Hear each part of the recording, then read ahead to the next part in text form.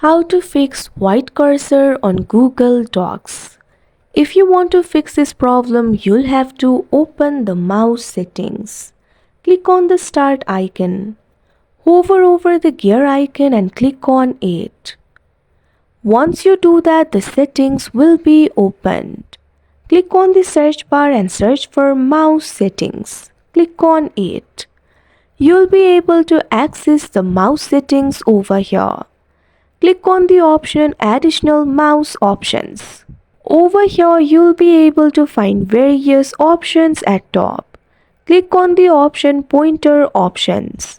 Over here, you'll be able to find this option for hide pointer while typing. Uncheck this option. Likewise, go to the option for pointers.